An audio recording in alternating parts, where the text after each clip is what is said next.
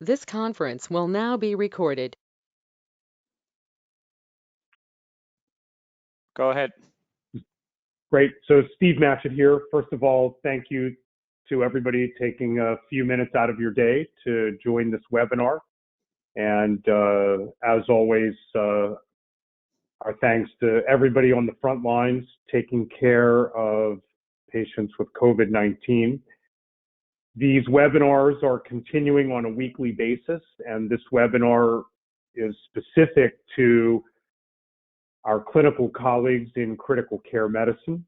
There are other webinars that are hosted weekly by Sound, a general one on Tuesday, an emergency medicine specific one, and a hospital medicine specific one. All colleagues are welcome at those webinars, and they're on the Knowledge Center. If you log on to the Sound Physicians website and go to the Knowledge Center, there's a collection of links to all of the webcasts, written materials, other information, so lots of information available.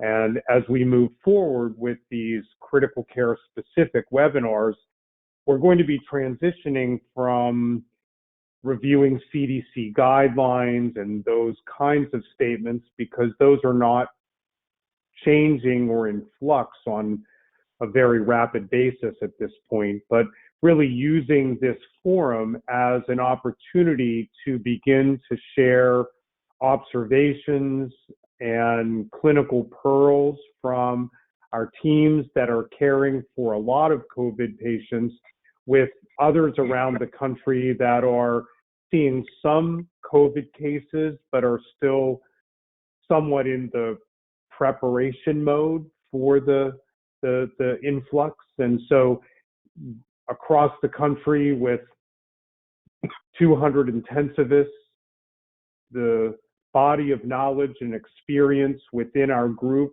I think, is substantial. And so really beginning to use this webinar as the forum for that exchange of ideas and observations and clinical pearls. So with that, as always, my thanks to Sergio for the enormous amount of time he's put into keeping us, really on the forefront of knowledge and communicating that to all of our teams. And so, Sergio, why don't you take it from here? Yeah. Thanks, Steve. And once again, I want to echo Steve's sentiment. Thank you to everybody on the call. Everybody in our team obviously is living this in different ways. Some of our teams have been hit very hard. Others are bracing for a big surge in patients.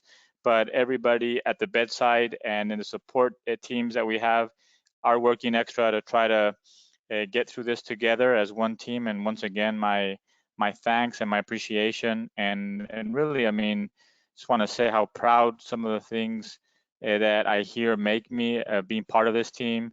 Some of our experience in some of our hospitals are really, very unprecedented, never seen or heard about things like this in my practice, and really makes me very proud to be part of such a group of people who are really trying to do the best we can with what we have available. So the plan for today is, like Steve said, we're going to go over some things. I'm going to share with you some pearls or observations from some of our teams, and then we'll open the forum for discussion. Definitely want to hear what people on the call can share. But I think that it's always good to start just with a reminder to all of us that really what we're seeing, places like New York is this big surge that is overrunning the capacity that the medical system has. We're hoping with all this social distancing that has been implemented throughout the country and different levels of intensity that we can flatten this curve, and really, as this pandemic continues to grow, really focus on trying to create the greatest good for the greatest number of people. And obviously, as critical care physicians, we're at the front line of this and seeing it from a very special position, which I think is unique for all of us in our careers.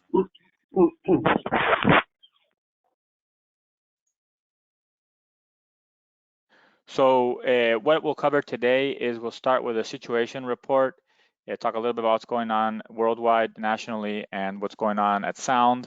I want to just share with you CMS coding guidance that came out as of April 1st, isn't being recommended by CMS, and we'll explain what that is and why it's important. Then I want to share with you some clinical guidance updates. It's really what I did is I reached out to several of our program directors who are seeing a large number of cases, and just, asked for some of their observations, their clinical pearls, so that I could present something in a framework. And then after that, obviously open it up for comments, questions, and discussion. And the idea really that as we move forward, we have to take the best available information, but also share observations, understanding that what we observe on a small number of cases might not be necessarily applicable everywhere. But I think that as we start seeing some patterns, there might be information that is actionable, not only useful, but actionable in terms of taking care of patients.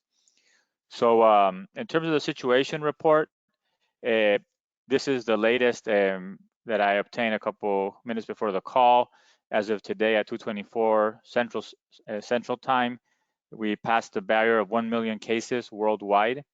United States has the most cases with 236,000 confirmed cases. And you can see both the total deaths and the total recovered continues to increase significantly. We've been doing this every Thursday, and it seems that for the last couple of Thursdays, we've doubled the number of worldwide documented cases. Now, obviously, I believe that most of us would agree that this 1 million cases is not the real prevalence in the world. It's the people who got tested and tested positive. So clearly, in terms of how prevalent this is worldwide, I think is a big unknown. But the indications that there are large percents of people who have very to no symptoms would suggest that in many places, the number of infected people is much, much higher. What's going on in Sound? As you know, we started back in March, these prompts on Sound Connect, trying to get some information. We definitely know that there are limitations to this. What you can see here in the top row basically goes from 320 to 42 every day at 8 a.m. We're doing it now. You can see the number of confirmed positive COVID patients that we have is almost 1,000. The number of presumed positive of the negative test is 500. And the number of tests pending or unavailable is 7,000. So right now, throughout Sound Physicians, we think that we have around 8,500 probable COVID patients, which obviously is a significant number. In terms of what's going on with incremental trend, what we've seen is a basically kind of steady increment of patients overall. What we do know is that this is nationwide, so we haven't seen that huge spike in terms of number of patients. What we also know is that the overall census of hospitals in the United States for March has been exceedingly low. So both volume and emergency medicine operations around the country, but also in our hospitals and ICU programs, when you average them, have been anywhere from 30 to 25% below what we expect for this time of the year. And that probably has to do with canceling of surgeries, social distancing, and many other issues. But I think that we're seeing that slowly to pick up. Last week, Irene had asked about specific critical care data. As we get more data, we'll be able to parcel this even further by different regions. But as of today, we've had 160 confirmed COVID-19 patients in our ICUs, 295 that are presumed to be COVID but are still waiting for a test, for a total of 455 patients that we believe we're treating for COVID-19. So clearly, if you think about it, it's a big number. The first series that was published from the United States was a series in Seattle, and they had 24 patients total. And that got published this week in the New England Journal of Medicine. So as you can see, I think that the expectation is that we will have a large number of patients under our care at one point, and hope to use this forum as a way to also learn from each other and eventually maybe create something that reflects what happened at the community level. There's a nice, I think, quote from Niels Bohr, I think it is, that says that all models are wrong, some are useful. There are many models that have been shared. This is one that I've been looking at lately, and I know that Mike Lieberman also has shared this with me today. But basically, the link is up there, and we'll send the slides later. But the idea really is that they're using all the available information to try to predict the peaks and resources needed, deaths. It's a very interesting model that they're doing from the University of Washington, and they're updating as more data comes. Now, this is an average for the whole United States. If you go up here where it says United States, you can actually do it by state. For some states, that might be more useful than others. But obviously, again, I mean, within states like Texas that are very large, it's going to be very different for metro areas. And they don't have metro areas here, but I think that the modeling at least gives you an idea of available ICU beds, what is the projections, when do they think the peaks will start and surge. And I think it's just, I mean, a good way to at least understand kind of what people are thinking out there, understanding that none of these are perfect. But I think, like most epidemiologists have been saying, is that usually models have extremes, and the truth will fall somewhere in between those extremes, most likely. So just wanted to share, as I think that it is useful to look at, and maybe helps you understand your planning a little bit better. But the reality is also that, as we'll see, is that once you are overrun by COVID in your units, if that happens, planning becomes an exercise of daily experiments and adaptation, and we'll talk a little bit about that as well. So the second part of the webinar, I just wanted to share with you some of the CMS coding guidance. Yesterday, John Brookmeyer shared it via email, and I think initially we had recommended that you first document your associated clinical condition like acute hypoxemic respiratory failure, which is the most common one for the ones we see in the ICU, or septic shock, or whatever you were calling it, ARDS. And then as a secondary diagnosis, you would use this code B9729 for other coronaviruses, and associate it with these and a series of other diagnoses that we thought would map to possible COVID-19. We would then have prompts that would ask you, do you think, is this patient a COVID positive, being tested negative, do not think it's COVID? So it's a way of us tracking also what is happening. Now, CMS and CDC have come up with an ICD-10 diagnosis for COVID, and they have a new guidance and recommendation that basically says, as of April 1, we should be using as our primary code this code called U07.1, which is novel coronavirus acute respiratory disease, nCoV acute respiratory disease. And this is actually available now obviously in Sound Connect. That would be your primary code, and your secondary code would be any associated clinical conditions. So in our cases, I would imagine that the most common one would be acute hypoxemic respiratory failure plus ARDS plus septic shock plus whatever other things that you want to put in. I think that making sure that we document this is important for two reasons. Number one, I think it allows us to track these patients, and to know what's going on right now might help. As we get more information, will help maybe with planning. But obviously, like anything with data, the more robust our database becomes, the more useful it can become. I also think that a lot of you have reached out to me throughout the weeks, thinking about how could we share this experience.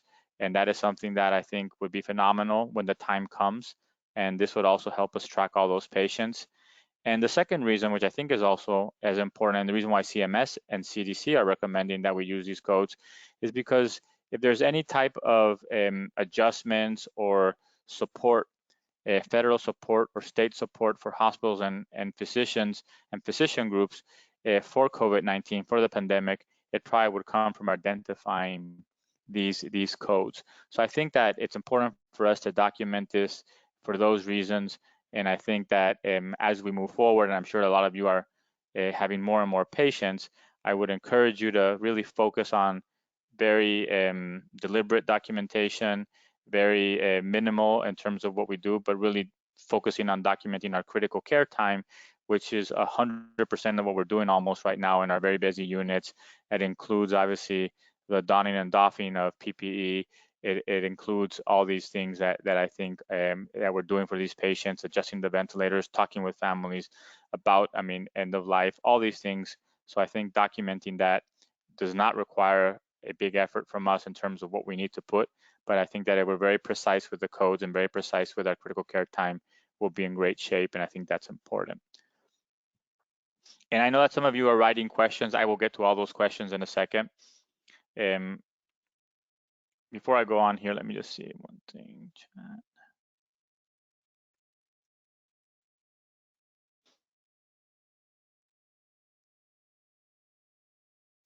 So one person asked, I mean, what about as a secondary code pneumonia due to coronavirus? I would say that I would say that actually this is the specific pneumonia that they want to use. This is what CDC is recommending. So the associated clinical condition could be the pneumonia, but in a lot of our patients, I think it goes even further than that. It would be acute hypoxemic respiratory failure or ARDS. But all those would be secondary associated diseases. But the important thing to recognize it as COVID is U07.1. The pneumonia due to coronavirus is actually an old code, and it really refers to other coronaviruses, not necessarily to COVID specifically. So I think it's important for us to use this specific code. The next section would be on clinical guidance updates. And what I said here is I wanted to share with you some of the pearls and observations that we have received from several of our teams. I'm going to do it in 6 big categories that include surge planning, general management, specific therapies, and then I'll talk a little bit about mechanical ventilation, ECMO, and human factor issues. And then what I want to do is after this is unmute everybody and open up for discussion. So first of all, for all of you that have reached out, and that send me, I mean, your thoughtful analysis of what was going on in your programs, I thank you very, very much. Obviously, I didn't want to bother everybody, but I reached the people that I know for a fact have had a large number of cases, and those responses are much appreciated. And even more important, I think the hard work your teams are doing is even more important and appreciated. So in terms of surge planning and planning, I think that some of the lessons that some of our teams have expressed include the whole idea of plan, but really that you have plans and you implement them, but as soon as the surge happens, your plans change very quickly. And that really it's a lot about experimenting and changing and seeing what works and what doesn't work, and also recognizing that there's what you want, what you need, and what you have, and that in some situations can change very, very quickly. I think that there's been a lot of comments about for our program directors, but also I think it goes beyond program directors to be involved with your daily command, with your command centers or the daily huddles at your hospital. I think a lot of times some of the discussions there are well intentioned, but they don't necessarily have the right clinical angle or clinical perspective. So by being involved, not only you know what's going on and you can share that with your teams, but I think you can express, I mean, concerns and guide your C-suites in the right direction. I think that this is difficult for everybody, including hospital administrators and including hospital C-suites. And I do think that what I have found is that being a calm and steady, balanced force for clinical advice is something that is very appreciated, and I think that is very needed. And we definitely, as critical care leaders, can provide that. The other thing that I think was shared by more than one program director is that this is rapidly moving once you start getting into a situation where you're really having a lot of patients. As you get to that peak, it's very important to understand that what you're seeing right now is not what you're going to see the next day. And I think like one of the program directors said, and like Steve likes to say, I mean, it's about skating to where you think the puck's going to be and not where the puck is right now. And I think that that is an important lesson, because it's good to have plans, and I think you have to have contingency plans. But I think that in a situation that is so difficult as a pandemic, which includes also part of our staff getting put on quarantine, or people not coming to the hospital for other reasons, it also involves changing your plans very quickly. One of the things that came out several times as well was making sure that you establish good communication lines with the people who are working outside of the ICU, in terms of giving them some advice, in terms of identifying patients who might be going in the wrong direction before they crash, in terms of understanding how to move people in and out. And a lot of our teams have really worked with our hospitalists and are really helping with the management of these patients and working as teams. I'll talk a little bit more about that. Some of our teams that have really had a very difficult census, really applying some of those tiered ICU model cares, where people who don't usually do critical care are helping you in the ICU. And really, this is a model for pandemics that both the Canadian and American and SCCM societies have proposed. A lot of people have seen this on previous calls, where you're really, using your ICU expertise to really provide counsel, overview, do a lot of things, but also you're utilizing other people such as anesthesia, IR, surgery, hospitalists, APPs from other services, everybody who's available to really help you staff and take care of these patients as one team. And I think that we really have to think out of the box if things get really difficult, because I don't think that we have enough intensivists everywhere to just increase our capacity and sustain that when we have so many patients. One of the things that a lot of people have mentioned is also, which I think I'm seeing more commonly, is making sure that the IV pumps are outside the room. So that also decreases the use of PPE and allows the nurses to sometimes get into the room less, for just minor adjustments. A lot of people mentioned that. And then a lot of people have mentioned also, that PPE challenges in terms that I think that teams are concerned about supply chains and being very judicious with PPE use, making sure that we use it in the best possible manner. I think that every institution that I talk to and every of our teams is under some sort of optimization plan to reutilize and utilize PPE and have it for the longest time. I know a lot of teams are now re-sterilizing the N95s. One of the things that came up in one of the programs that actually was also noticed in Memorial Hermann was that if people have makeup and they use the N95, that makes that N95 impossible to re-sterilize. It just basically loses its properties. So something to think about in ORs and stuff like that. The more N95s that we could re-sterilize and reuse, obviously, the better off we'll be. And this might be a very local problem, but I think that the challenges are real in places where they have a big surge of cases. Regarding general management, almost unanimous consensus in terms of fluids, keeping patients dry as soon as possible. Some of the people talk about diuresing. I think a lot of people have seen that this actually works and helps with oxygen requirements. Everybody that I reached out to had mentioned that to me. I think another thing is also that good aggressive critical care works. Just doing the basic stuff and doing it well. Clearly, patients are getting better. Some of our hospitals actually have commented on their low mortality so far. It's still early, but really seeing that some of these patients are getting better. Another theme that came up a lot was the recognition that patients, like once they get to 6 liters of nasal cannula, they're usually falling in the high risk category. In some places, they're really going early to intubation. That is something I think that is hard to define, but basically recognizing these patients as early as possible. And that's where also communication with the floors come into play.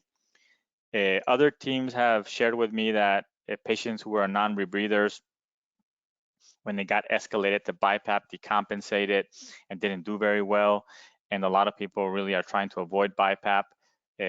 Some because of concerns of aerosol production, others because they're seeing a high failure rate.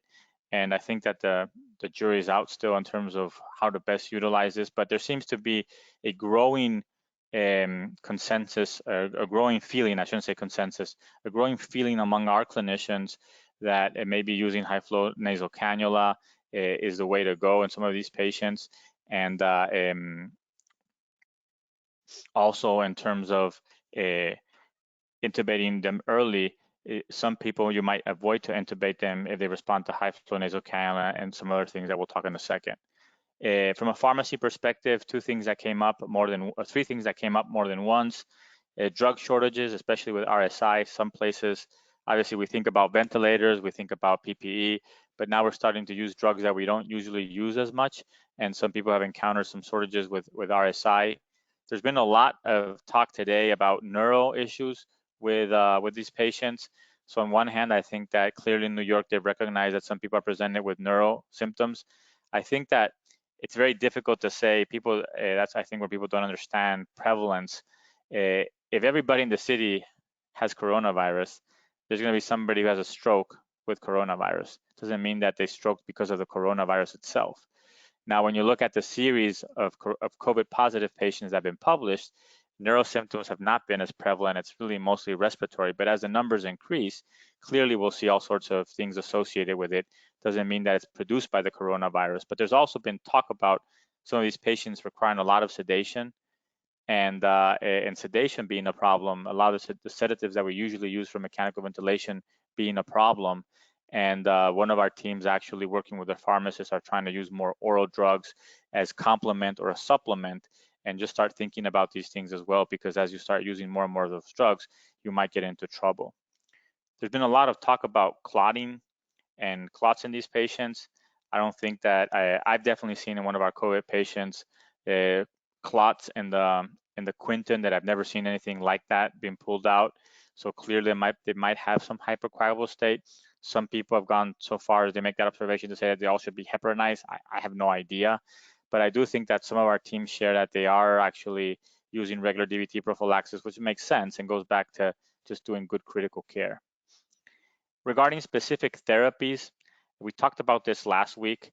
I think that the FDA has been very clear with hydroxychloroquine and azithromycin in terms that there are requirements for people to use this off-label. They have been very strong in saying that it should be used within the context of clinical trials, and that in those patients who cannot access a clinical trial, it might be considered as something off-label. I think most of our programs that are using it off-label in conjunction with ID. I hope that we have some data, because I don't really know. I don't think anybody knows if this is hurting patients or is it helping patients. Clearly, there is very, very little data to suggest that it makes a difference. I think there's a lot more hope and magical thinking, but again, we don't know. It might work, but several of our programs, talking with ID, especially in their sicker patients, are using hydroxychloroquine and azithromycin. Remdesivir was used in several of our programs on a compassionate basis. Again, some of these patients did better, but the numbers are too small. It's hard to say that I don't think anybody's observed any miraculous response that you inject the drug and the patient gets immediately better. But now also we have some of our programs trying to get into the clinical trials and use remdesivir through the clinical trials. At least one of our programs that I know for sure has used the IL-6 inhibitors, and they're using it specifically in their sickest patients, in their ECMO patients. And again, I mean, there are trials for this, but these are also drugs that you can obtain off-label. But I don't think that we have enough experience to say if they hurt or they help. And some programs are using vitamin C in these intubated patients as well. And you already know, I mean, that the vitamin C data is out there, but it's really not conclusive. And I think that at the end of the day, as we start to see these patients on an individual basis, some people are making decisions, but I worry that we are running out of propofol, and if we start using all these drugs, I mean, widespread, I'm sure that will not be any different. And I think that ultimately we want to do it, if we can, is participate in trials, get data that actually gives us answer. And I do believe that we'll have more data coming up on all these drugs, because there are large trials that are going on rapidly right now.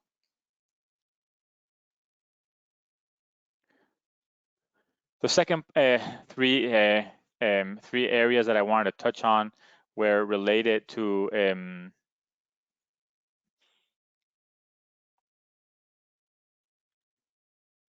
the second question regards to mechanical ventilation. I think that the unanimous report or message that I got is use the ARDS net protocol, use low tidal volumes, use PEEP. It works for these patients. I think that there's some people who have used APRV with some success in improving oxygenation. One of our teams that has a lot of patients actually stopped using APRV just to make things standardized. And as you go into tier models, sticking to one way of doing things probably makes a lot of sense. And it seems to work for the vast majority of patients. So again, nothing here unique or any special magic bullets, just doing good ARDS net protocols using 4 to 8 mLs per predicted body per kilogram of predicted body weight for your tidal volume, keeping your plateau pressures below 30-35, which most of the time is not a problem. Using PEEP to increase oxygenation. Clearly prone position. A lot of the teams recommend using prone position. Last week, somebody asked me about prone position in non-ventilated patients. And I really, said I had no experience, didn't really know. Since last week, I've been asking and reading and thinking about this a lot. And today, I think that Kashif sent me obviously it's based on one patient, but I think sent me the gas results of a patient that I think proves what people have been arguing and people are seeing elsewhere. If you have patients in the ICU on the floors or on high flow oxygen or even oxygen, if you tell them sleep on your belly, they will because they're afraid. And in one particular patient that Kashif shared with me, he was on 100% high flow oxygen, young patient, 100% high flow oxygen with a PaO2 of 54. They proned the guy to sleep and he slept very comfortably. And when they did the follow-up gas, his PaO2 went up to 150. So, and they were able to come down on his FiO2 to 50% very quickly. So clearly, the physiology is the same. I guess, maybe Brownie can give us some comments. I think that this is a low risk intervention, especially for long people. And I think that you're not requiring extra people to do it. And most of these patients who are on the floors, they probably can do it themselves. And I can tell you that if I was admitted with coronavirus and the doctor told me sleep on your belly, it might help, I would definitely sleep on my belly. So prone position for people who are not intubated, absolutely, I think something to think about, especially before they really get into severe respiratory distress. I think that if you do it and you can document it with the gases, I think it'd be very interesting to see if you can reproduce what Kashif saw. But I think that the risk benefit ratio is definitely there in doing that, and I think that it's something to talk with our hospitalist friends. Prone position for patients who are intubated, I think that if you implement ARDS net, optimize PEEP, and you still have a PaO2 FiO2 ratio below 150, you should consider it early. I think for those below 100, absolutely. And I think that what our teams are seeing is that patients are responding to prone positioning in a lot of cases, and that we should be moving to it after optimization of ventilation strategies quickly. One topic that has come up a lot, and people have asked me about, is weaning and trachs. I think that perhaps the longest experience has been in some of our California programs that had some of the earlier cases. Some of our hospitals have decided not to trach these patients unless absolutely needed, and to tolerate. We were talking about before COVID, we were talking about early trachs, but I think the recognition in these patients is that they develop their respiratory failure slowly, and they don't recover it very quickly, so they recover slowly. And you think of the curve from times of symptoms to when they get intubated, it's usually 9 days. Then they might have another X days on the ventilator, and then when they start improving again, it's not like you can extubate these patients in 2 or 3 days. So usually it takes a little bit longer. So I think recognizing that weaning might take a little bit longer is something that we're seeing more and more. And in terms of trachs, I think the answer is nobody really knows. But some of these patients are being extubated after a couple weeks or more. And I think that most people right now, rightfully so or no, I do not know, but are holding off on trachs a little bit longer than we would usually in other patients. Regarding ECMO, I think that we probably had a total of around anywhere from, I don't know, I think it's probably close to 10 ECMO patients overall. One of the things that from our team in California that's doing a lot of ECMO, has 5 patients on ECMO runs right now, is that initially when you think of ECMO for respiratory failure, obviously a lot of us think of VV ECMO. They are doing early echoes and they're identifying that there are some patients who have cardiomyopathy or have, where it be septic shock induced cardiomyopathy or induced by COVID-19 specifically. Nobody knows, but the idea being that some of these patients may actually need VA ECMO. Now, my recommendation as CMO for Sound Critical Care is that you have protocols for your ECMO, who gets ECMO. If you do ECMO on a regular basis, I think you should make sure you have a protocol for COVID-19 and decide who's appropriate. If you don't do ECMO on a regular basis, probably with the amount of resources that you would require, it's not the time to start doing ECMO, but you might want to talk with referral centers in your area in terms of understanding who should be referred or who would be a candidate for ECMO. Now, the overall experience on these ECMO patients and COVID is that it's a small subset of patients who are getting ECMO. So again, I think that with proper mechanical ventilation, a lot of these patients are being handled. But for that small percent who are getting ECMO, making sure that that precious resource is also utilized in the best possible way. In terms of treatments on ECMO, obviously this is based on one of our teams, but they are being very aggressive with their ECMO patients. They are giving them vitamin C, they're giving them the hydroxychloroquine and azithromycin combination. They are giving them IL-6. They are trying to get them on remdesivir if they can.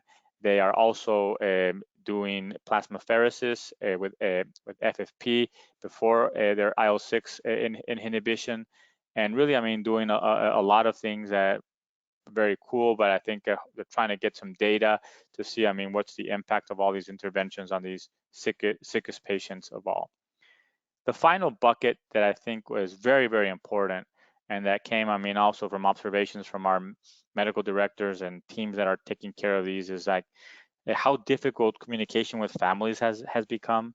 And obviously, when you have tons of patients, very difficult when there's no visitors in the hospital to communicate a lot of things. So making sure that you have some processes in place to try to be as best possible with communicating with families.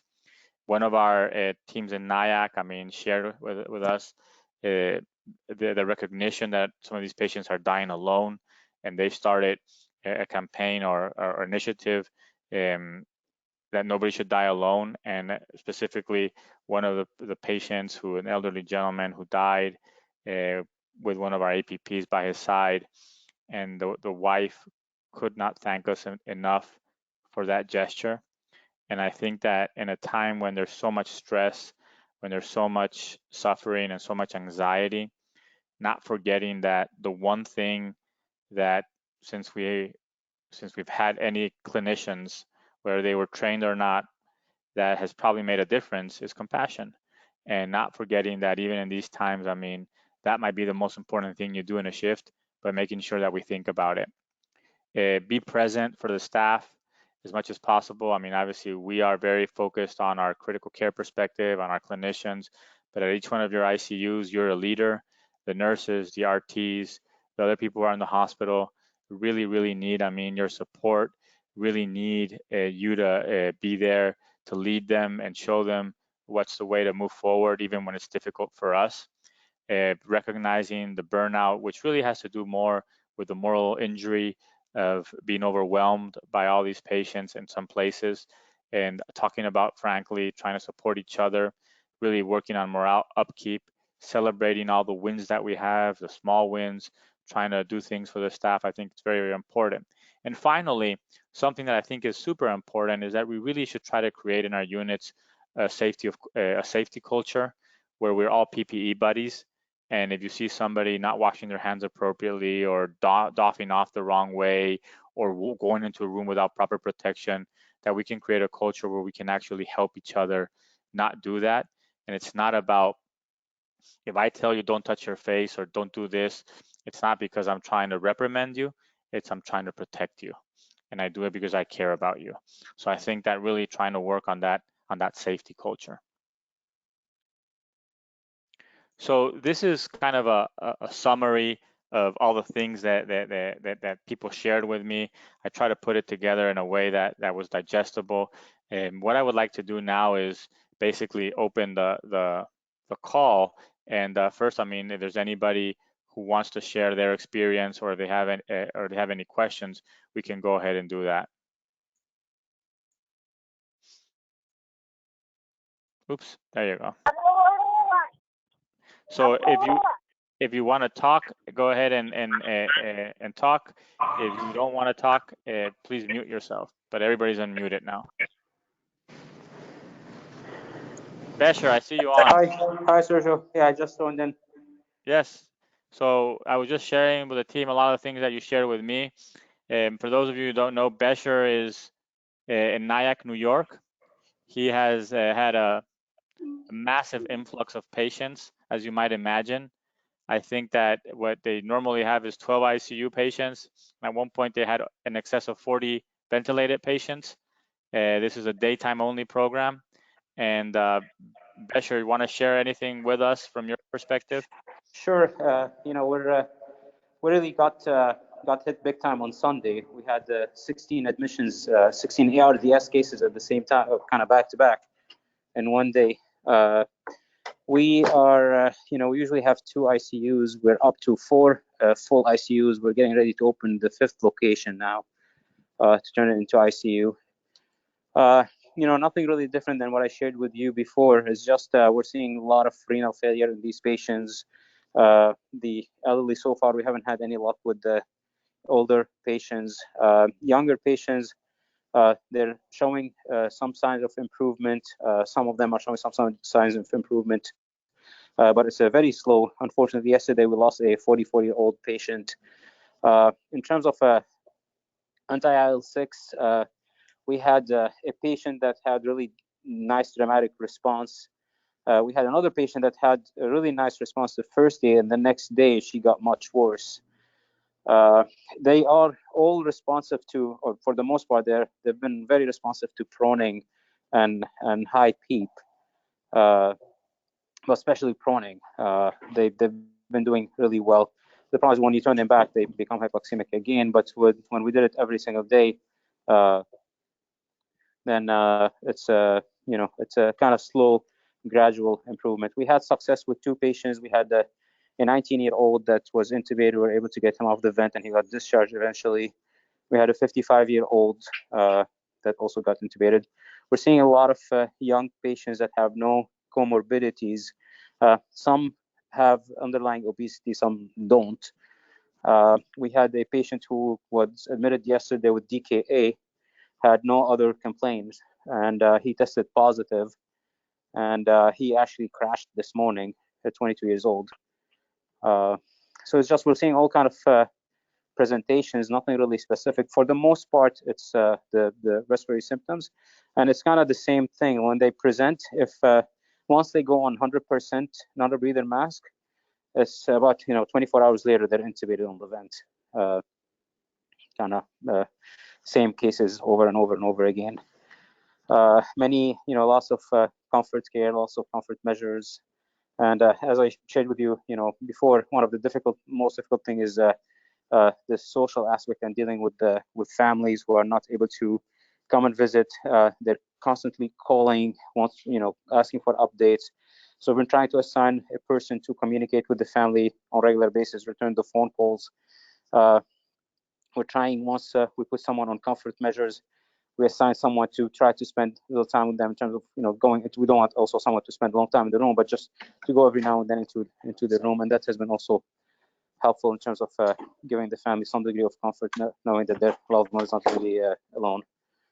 That's what I can think of. If anyone has any questions, I'm happy to answer. Thank you, Bishar. This is Jaber. I don't know if you tried systemic steroids on a subpopulation early on. We see some results here. We did try, not on many patients. We did try on a few. I don't know if it was the steroids or not. It was the kind of the same improvement that we saw with the other patients that were not on the steroids. Again, just a slow, very slow improvement. Yeah, I think that one of the issues that I see over and over again with this situation is that there are patients who get nothing but supportive care and improve, and then if we give them something, we attribute the improvement to that thing that we gave them, but we don't know for a fact that that's what happened. And that's why I think that that understanding the data is very important. There are obviously people who believe in steroids for certain situations in ARDS, but I also think that there's good data from other respiratory viruses that it can increase viral loads and increase viral shedding, which is a big concern, right? So I think that the reality is we just don't know. I think that I read a quote about the world, but I think it applies to about life, but I think it applies to the coronavirus right now, is that we don't know enough at this point to understand what is harmful and what is beneficial. But I think that that's why we're having this discussion. Who else wants to share? Brownie, I know that I think you were on. Any comments from your wearing your pulmonary physiology hat on the proning of non-intubated patients? Yeah, yeah, I'm here. I hadn't thought about that before. I guess the potential advantage of proning is to open up the alveoli enough so that maybe surfactant will start to get brewed up again before they get. But what we found just in this one patient we had recently is she was proned, her gas exchange was good, and for 2 or 3 days we supine her and the gas exchange would get worse. And then by the 4th day we proned her and then supined her, and her gas exchange was much better. So it just showed that there was improvement. I think if a patient's able to be proned when they're not intubated, and I guess it's certainly helpful. Yeah. Sergio, go ahead. Can I just add that one thing? We started doing this here. Many of the hospitals in the area here started doing it, and talking to people from other hospitals, apparently they've been seeing some good response. Not all the patients, but there are some patients that responded to it, and they felt that they were able to save them intubation.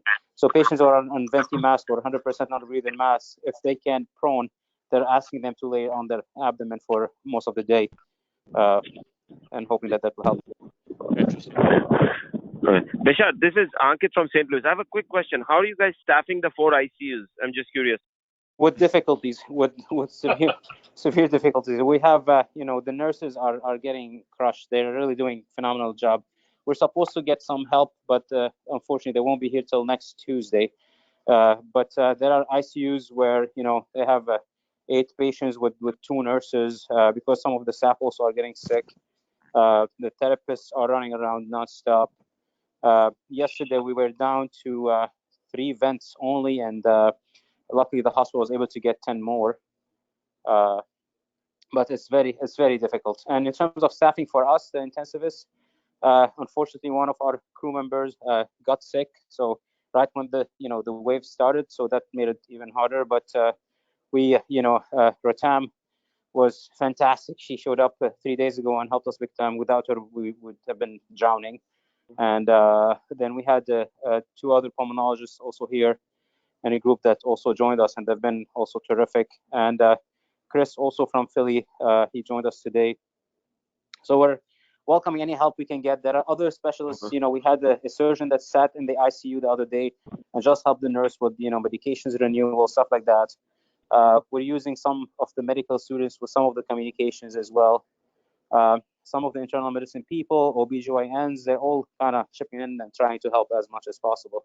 So really, what you're really using, Beshar, I think was one part of the question that Ankit and I share, that is really, it's very hard to get more intensivists to staff all those units the way we staff them regularly. So really, it's a tiered approach where the intensivist is trying to provide as much guidance as possible, but everybody who's not critical care is chipping in different ways. Is that correct? Yeah, to a certain degree. The problem that we're facing with this, that that it's not just the ICU that got busy. The entire hospital was got really busy. So they almost doubled the number of the patients. They doubled the numbers of the beds. So some of the physicians are helping with the hospitalists. So many of the internal medicine people that we're hoping that they will be with us, they're on the floors with the hospitals taking care of patients on the floors. So we're trying to manage with the other specialties that can help us. But what we did is we don't have time to do procedures. So we counted a lot on other physicians. So the anesthesiologists are doing all the A lines and the intubations. We're asking the surgeons to help us with central lines and dialysis catheters. So we haven't been doing any procedures, honestly. They've been really terrific. They've been very responsive. Every day they keep checking up on us and asking what we need and when we need it. And so they've been really helpful. But one of the difficulties that we ran into is, dialysis catheters. Even though the hospital placed an order before this thing started, they still haven't received the dialysis catheters, and we're seeing so many patients going to AKI requiring dialysis. So just make sure that you stock up on your dialysis, supplies. Bishop, why do you think AKI has a high incidence? Is that because pressors are used more for sedation, for heavy sedation, or what exactly your conclusion? The AKI? Yes. Honestly, there is no clear reason because, we've had patients that were in shock and required pressors or heavy sedations. We've had patients that were not. We've had patients that, their vitals are perfectly stable and had no issues, and yet they're going into acute renal failure. I have one that now is going to be dialyzed in an hour or so. A 43-year-old gentleman, no medical problems, came and crashed, and we've been proning him. And his kidney function, he came with the creatinine of 1.27, went down to 0.96. And then his just function over 3 days went from 0.96 to 7 point something. And we're seeing it over and over. I have another patient downstairs also, same thing. He came with normal creatinine. 2 days later, his creatinine now is up to 6.8. So I'm not sure why they're going into this. Well, not all of them. We've had patients that didn't go into renal failure, but we're seeing a lot that are going into renal failure. So before we go on to more clinical questions or comments, Rob Bessler, CEO of Sound Physicians, is on the call, and I know that he wants to address the team and say some words. Rob, please go ahead. Thanks, Sergio. I'm just in awe listening in and just want to send my sincerest appreciation. You guys are absolute heroes, and someday we'll look back on this and what a transformational moment it's been. All I can say is, whatever you guys need, you just let Sergio, Steve, myself know. During this call, I just texted one of the, for example, CEOs of one of the large dialysis companies, said, how do I get dialysis catheters tonight? So things like that we can help with, and please don't hesitate to reach out, and just thank you. Absolutely. Thank you. So some of the other questions, I'll go. I've been seeing some questions. So one of the questions was the use of surfactant. I know that this is something that in neonates has been utilized for the acute respiratory distress syndrome of neonates with success, but this has been studied extensively in ARDS in the past, not in viral ARDS, but it really didn't pan out. So that probably is not something that I think people are going to be looking at. But I do think that one of the lessons from all of this is how much is changing as we learn about this disease. Like, when I think, Besha, you asked me about proning people a week or two ago that were not intubated, and I said I have no idea, never done it, never heard about it. I'm sure I don't know if it works, but now that I read more about it, hear more about it, and especially with those ABGs that Kashif shared with me, clearly I think that it might not work for everybody. I don't think that if somebody can turn on their belly, it's dangerous. And I do believe that if there's a number needed to treat of 10 to prevent one intubation, it's a no-cost intervention that we should be pushing at our floors, especially when we have so many patients.